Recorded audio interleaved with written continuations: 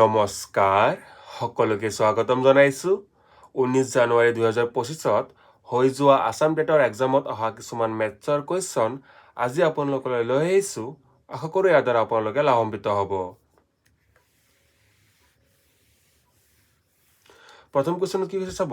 1/2 plus 1/6 plus 1/12 plus 1/20 plus ... 1/32 plus 1/56 শ্ৰেণীটোৰ যোগফল হ'ব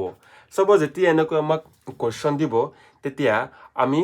ইয়াক সাধাৰণতে এৰিথমেটিক প্ৰগ্ৰেছন বা সমান্তৰ প্ৰগতিৰ হিচাপত চাবলৈ চেষ্টা কৰোঁ কিন্তু এইকেইটা আপুনি সাধাৰণতে যেতিয়া D1 বা D2 ওলাব ইয়াৰ সাধাৰণ অন্তৰ ওলাব আমি ইয়াৰ কোনো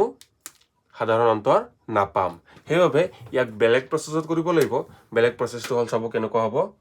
আমাক কি দিয়া আছে হাফ হল হাফক কেনেকৈ লিখিব পাৰি জানেনে হাফক লিখিব পাৰি 1 minus half চাব একৰ পৰা আধা গলে ঘূৰি ঘূৰি কিন্তু আমি কি পাম আধাই পাম ঠিক আছে এইখিনি হৈ থাকিল প্লাস নেক্সট আমাৰ কি আছে এখিনিত 1/6 1/6 টো কেনেকৈ লিখিব পাৰি চাব 1/6 টো লিখিব পাৰি 1/2 minus 1/3 এনেকৈ লিখিব পাৰি ঠিক তেনেদৰে 1/12 কেনেকৈ লিখিব পাৰি জানেনে 1/12 লিখিব পাৰি 1/3 minus 1/4 এইখিনি ভগ্নাংশ আপুনি সলভ কৰি চাব আপুনি ঘূৰি ঘূৰি 1/6 হ'ব ঠিক তেনেদৰে 1/12 কি লিখিব পাৰি 1/3 minus 1/4 ঠিক তেনেদৰে 1/20 কি লিখিব পাৰি 1/4 minus 1/5 ডট ডট ডট ঠিক তেনেদৰে 1/32 লিখিব পাৰি 1/11 minus 1/12 আৰু প্লাস 1/56 লিখিব পাৰি 1/12 minus 1/13 বুজি পালে এনেদৰে আমাৰ শ্ৰেণীটোক লিখিব পাৰি আপুনি এইখিনিত সমান্তৰ প্ৰগতিত বিচাৰি উলিয়াব গলে আমাৰ সাধাৰণ অন্তটো নুলিয়াবই ঠিক আছে এতিয়া চাব ইয়াৰ পৰা কিছুমান বস্তু কেনসেল যাব মাইনাস অফ যেহেতু গোটেইটা কি হৈছে প্লাস হৈ আছে ব্ৰেকেট উঠাই দিলে কোনো আমাৰ সিম্বলৰ চেঞ্জ নহব যেনেকুৱা সিম্বল আছে হেনেকুৱাই হ'ব প্লাসৰ লগত প্লাস কৰিলে প্লাসে হ'ব প্লাসৰ লগত মাইনাস কৰিলে মাইনাসে হ'ব আমাৰ ব্ৰেকেট যদি উঠাই দিও তথাপি আমাৰ কি হ'ব কোনো সিম্বলৰ কোনো পৰিৱৰ্তন নহব এটা চাব কি হ'ব এটো আছে মাইনাস হাফ এটো আছে প্লাস হাফ কি হ'ব এটো হাফ আৰু হাফ কি হ'ব কেনসেল ঠিক তেনেদৰে এটো আছে -1/3 প্লাস 1/3 কেনসেল -1/4 প্লাস 1/4 কেনসেল -1/5 এই ডট ডট আছে মানে কি ইয়াতো আমাৰ কি আছে এটা প্লাস 1/5 আছে এটো কেনসেল হ'ব ইয়াৰ মাজত থকা যিমান আছে সব কি হ'ব কেনসেল হ'ব ঠিক তেনেদৰে আমাৰ কি হ'ল মাইনাস এটো আছে +11 ইয়াৰ আগত এটা আমাৰ কি আছিল -1/11 আছিল হেতু এটো কি হ'ব কেনসেল ঠিক তেনেদৰে -1/12 মাইনাস +1/12 কেনসেল থাকিল কি হয় কেৱল থাকিল আমাৰ +1 আৰু -1/3 কি থাকিল +1 -1/13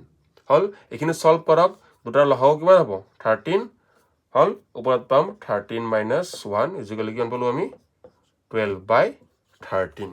সো আমাৰ শুদ্ধ উত্তৰটো কোনটো হল আমাৰ শুদ্ধ উত্তৰটো হল অপচন বি 12/13 পৰৱৰ্তী প্ৰশ্ন হ'ব কি কৈছে 257 ৰ এককৰ স্থানৰ অংকটো হ'ব হয়নে আমাক যদি এটা সাধাৰণকৈ এটা অংক দিয়া থাকে এটা সংখ্যা দিয়া থাকে কি আছে 2 5 7 8 9 হল এনেকুৱা এটা ডাঙৰ সংখ্যা দিয়া আছে মই হদিছো যে এই সংখ্যাটোৰ এককৰ স্থানত কি সংখ্যা আছে আপুনি ডাইৰেক্ট ক'ব ইয়াৰ সংখ্যাটো একৰ ঘৰত কি আছে 9 আছে হয়নে 9 আছে মই যেতিয়া কম 257 আপুনি ডাইৰেক্টলি কেনেকৈ ক'ব ইয়াৰ এককৰ ঘৰত কিমান কোনটো আমাৰ অংক আছে হয়নে কাৰণ কি কৰিব লাগিব নহলে আপুনি 2ক 57 টাইম ইনটু কৰিব লাগিব হয়নে আপুনি এক্সাম হলত জানো 57 টাইম ইনটু কৰিব পাৰিছে পাৰা নাই হয়নে ইয়াক কৰাৰ এটা ট্ৰিক আছে হেতু ট্ৰিক জানিবলৈ আমি কি জানিব লাগিব যে 2 যেতিয়া আমি পাৱাৰত কৰো মানে 2 টু দি পাৱাৰ 1 কিমান পালো আমি 2 2 টু দি পাৱাৰ 2 কিমান পালো 4 2 cube 8 2 to the power 4 16 2 to the power 5 32 2 to the power 6 64 2 to the power 7 128 2 to the power 8 256 এটা চাব এইগিটা যে মই লিখিছো এইগিটা চাব আপুনি মন কৰিব একৰ ঘৰত 2 একৰ ঘৰত 4 একৰ ঘৰত 8 একৰ ঘৰত 6 আকৌ চাব একৰ ঘৰত 2 একৰ ঘৰত 4 একৰ ঘৰত 8 একৰ ঘৰত 6 চাওকচোন ৰিপিট কৰিছে নে এইখিনি আকৌ এইখিনি ৰিপিট কৰিছে নে সেম বস্তুৱে 2 4 8 6 2 4 8 6 মানে যেতিয়া আমি 2ক যেতিয়া আমি কি কৰিম 2ক কোনো ঘাতত লিখিম হয়নে যিমান ঘাত বঢ়াই গৈ থাকিম কি হ'ব এককৰ ঘৰত 2486 হয়নে 2486 এই চাৰিটা অংকই কি হ'ব আমাৰ চাৰিটা অংকই কি হ'ব আমাৰ ৰিপিট কৰিব হয়নে এই চাৰিটা অংকই কি কৰিব বাৰে বাৰে ৰিপিট কৰি থাকিব যেনেকৈ সেকেন্ডত চাওক 2486 বুজি পালো যে এই চাৰিটা অংকই কি হ'ব বাৰে বাৰে ৰিপিট কৰি থাকিব বুজি পালো একৰ ঘৰত পাৱাৰ 1 থাকিলে 2 হ'ব 2 থাকিলে 4 হ'ব 3 থাকিলে কিমান হ'ব 8 হ'ব 4 থাকিলে 6 হ'ব 5 থাকিলে আকৌ কি হ'ল আমাৰ একৰ ঘৰত কিমান হৈ গ'ল 2 হৈ গ'ল আকৌ 6 হলে কিমান হ'ল কিমান হৈ গ'ল আমাৰ 4 হৈ গ'ল হয়নে এতিয়া আমাৰ যেহেতু চাৰিটাৰ পিছে পিছে ৰিপিট হৈছে সেইকাৰণে আমি কি কৰিম এই চাৰিৰে আছে চাৰিৰে আমি কি কৰিব লাগিব আমাক কিমান দিয়া আছে 2 টু দি পাৱাৰ আমাক কিমান দিয়া আছে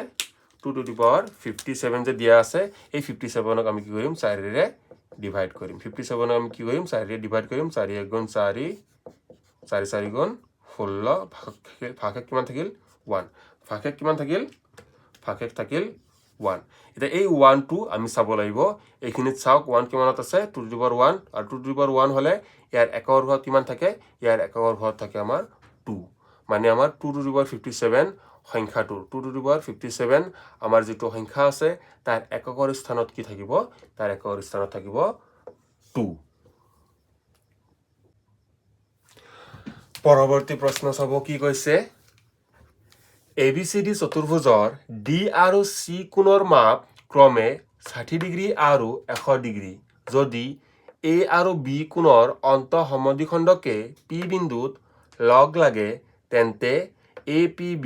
কোণৰ মান নিৰ্ণয় কৰা ঠিক আছে আমাক কি কৈছে ABCD এটা কি হয় চতুৰ্ভুজ ABCD এটা কি হয় আমাৰ ABCD এটা মই চতুৰ্ভুজ আঁকি লৈছো ABCD এটা কি হয় আমাৰ চতুৰ্ভুজ ঠিক আছে A B C D hall ABCD এটা চতুৰ্ভুজ আৰু কি কৈছে D কোণৰ মাপ ক্ৰমে কৈছে ক্ৰমে কোৱাৰ লগে লগে কি পালো D টোৰ কাৰণে কিমান হ'ব 60 D কোণৰ মাপ 60 আৰু C কোণৰ মাপ 100 C কোণৰ মাপ কিমান পালো 100 পালো এইখিনি কিমান ডিগ্ৰী পালো 100 ডিগ্ৰী পালো আৰু কি কৈছে যদি A আৰু B কোণৰ অন্তঃসমদ্বিখণ্ডক এটা বস্তু কৈছে কি কৈছে অন্ত আৰু সমদ্বিখণ্ডক মানে ভিতৰ ফালৰ পৰা কি কৰিছে সমানে দুটা ভাগত ভাগ কৰিছে মানে এইখিনি আৰু এইখিনি কি হ'ব আমাৰ সমান ঠিক তেনেদৰে এইখিনিৰ কি হ'ব এইখিনি আৰু এইখিনি কি হ'ব সমান অন্তঃসমদ্বিখণ্ডকে ক'ত কাটিছে বুলি কৈছে অন্তঃসমদ্বিখণ্ডকে P বিন্দুত কাটিছে আমাক উলিয়াব কোনখিনি দিছে আমাক উলিয়াব দিছে এংগেল APB খিনি উলিয়াব দিছে ঠিক আছে এতিয়া চাব যেহেতু ABCD এটা কি হয় ABCD এটা কি হয় চতুৰ্ভুজ চতুৰ্ভুজৰ চাৰিটা কোণৰ সমষ্টি আমি সকলোৱে জানো চতুৰ্ভুজৰ চাৰিটা কোণৰ সমষ্টি 100 কিমান 360 ডিগ্ৰী চতুৰ্ভুজৰ চাৰিটা কোণৰ সমষ্টি 360 degree angle A plus angle B plus angle C plus angle D equal কিমান পালো আমি 360 ডিগ্ৰী হল এটা হ'ব C প্লাস D কিমান হ'ব C আৰু C প্লাস D ইকুৱেল কিমান পাম 160 C প্লাস D ইকুৱেল কিমান পাম 160 হয়নে আৰু এই 160 এপিনি কি হৈছে প্লাস এপিনি হলে কি হ'ব মাইনাস মানে কিমান পাম আমি angle A plus angle B plus C plus D মানে কিমান হল ডাইৰেক্ট লিখিছো মই 160 C আৰু D যোগ কৰিলে আমি কিমান পাম 160 পাম ঠিক আছে তো angle A plus angle B 160 এপিনি মাইনাস প্লাস হৈ আছিল এপিনি গলে কি হ'ব মাইনাস 360 মাইনাস 160 ইকুৱেল কিমান পাম 200 মানে angle A plus angle B equal কিমান পালো 200 হল angle A plus angle B কিমান পালো আমি মানে এই গুটেখিনি আৰু এই গুটেখিনি যোগ কৰি আমি কিমান পালো 200 ডিগ্ৰী পালো হয়নে কিন্তু আমি এটা কথা জানো কি জানো এইখিনি কোণ আৰু এইখিনি কোণ সমান হয়নে এই গুটেখিনি কি হয় A হয় আৰু এইখিনি তাৰ কি হয় আধা এইখিনি তাৰ কি হয় আধা কিয় আধা হয় জানেনে কাৰণ আমাক এটা বস্তু কৈছে অন্তঃসমদ্বিখণ্ডক বুলি এটা বস্তু কৈ দিছে যে এই ৰেখাডালে এংগেল A সমানে দুটা ভাগত ভাগ কৰিছে এইখিনি কোণ আৰু এইখিনি কোণ কি হয় সমান আৰু গুটেখিনি A হলে হয়নে এই গুটেখিনি A হলে এইখিনি কি হ'ব হাফ অফ A এইখিনি কিমান হ'ব হাফ অফ A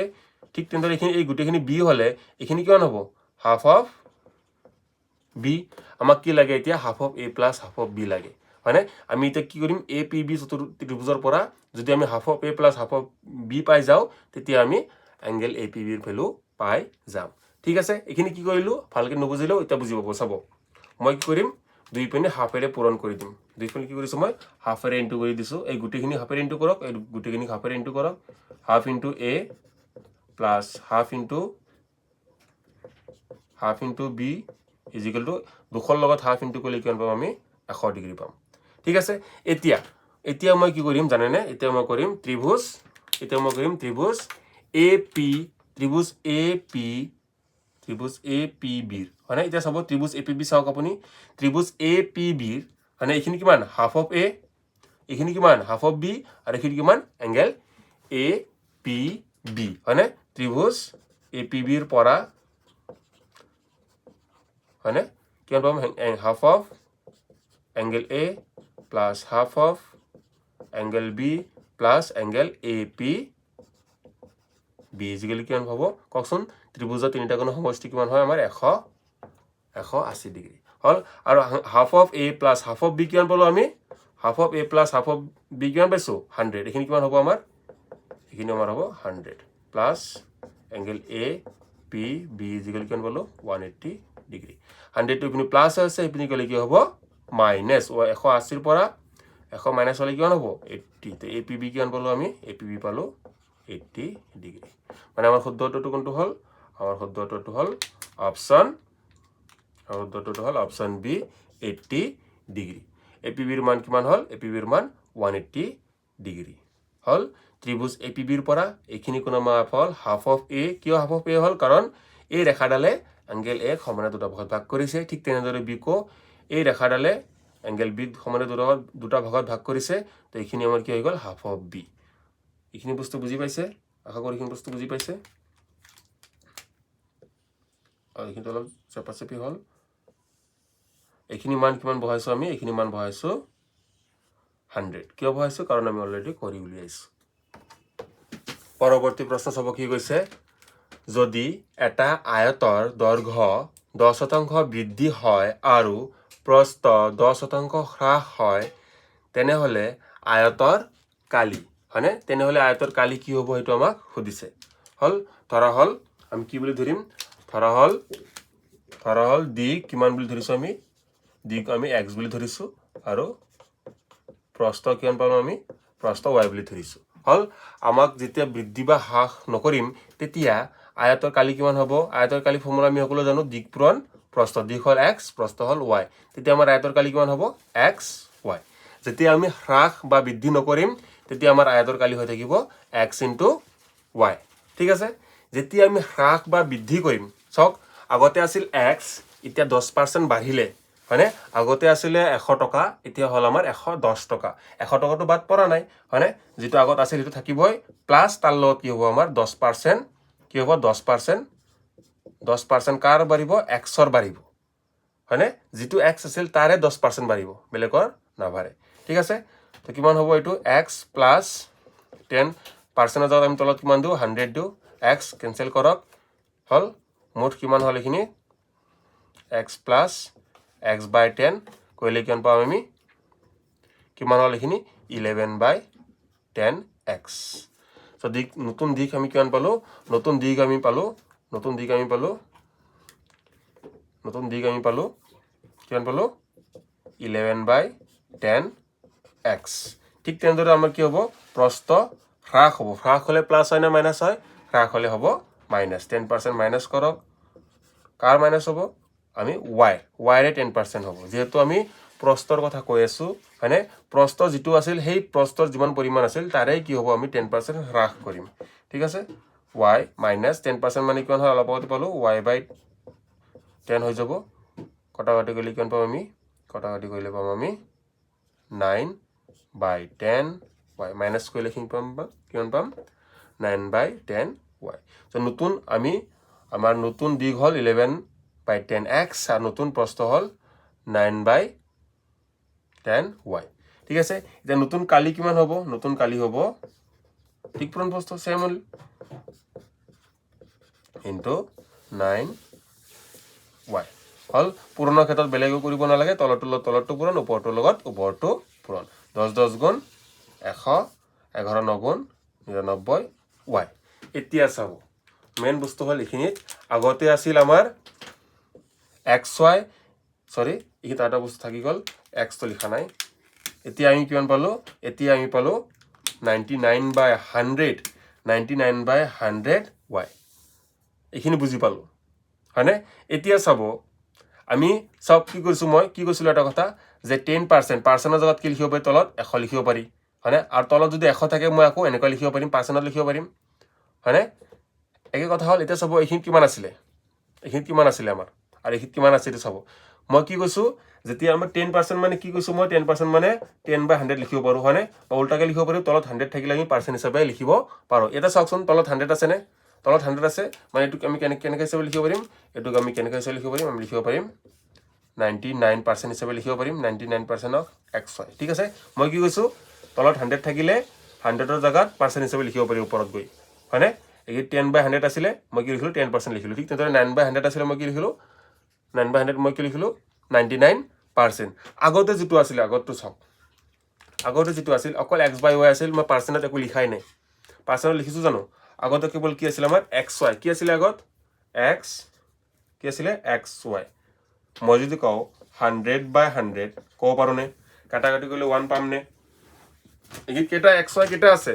xy কেটা আছে কিনিত কেটা xy আছে কব পাৰিবনে এগিত কেটা xy আছে এটা xy 1 xy আছে হয়নে আৰু 1 ৰ জাত কি লিখিব পাৰো 100/100 কি আছে 100/100 বুজি পাইছেনে কথাটো 1 xy 1 ৰ জাত আমি লিখিব পাৰো না 100/100 তো এগিত কিমান পাৰ্চেন্ট আছে xy কিমান পাৰ্চেন্ট আছে এগিত xy আছে 100 ৰ জাত আমি কি লিখিব পাৰো 100 ৰ জাগাত আমি কি লিখিব পাৰো পাৰ্চেন্ট হিচাপে লিখিব পাৰো কি লিখিম এগিত 100% অফ xy মানে আগতে আমাৰ কিমান আছিল আগতে আমাৰ আছিল 100% xy কিমান আছিল 100% অফ xy আছিল আৰু এতিয়া কিমান হল 99% অফ xy হল মানে এই দুটাৰ মাজত চাওকচোন আগৰটোৰ পৰা পিছৰটো কমিলে না বাঢ়িলে পিছৰটো কমিলে কিমান পাৰ্চেন্ট কমিলে আমাৰ 1% আগত আছিল 100% এতিয়া হল 99% মানে কিমান পাৰ্চেন্ট কমিলে আমাৰ 1% কমিলে আমাৰ শুদ্ধ উত্তৰটো কোনটো হ'ব আমাৰ শুদ্ধ উত্তৰটো হ'ব অপচন বি 1% হ্ৰাস হ'ব বন্ধুসকল আজিৰ ভিডিওটো কিন্তু সমাপ্ত কৰিছো ভিডিওটো ভাল লাগিলে এটা লাইক কৰি দিব আৰু এনে ধৰণৰ ভিডিও আৰু চাই থাকিবৰ বাবে আমাৰ চেনেলখন সাবস্ক্ৰাইব কৰি থব ধন্যবাদ জয় অসম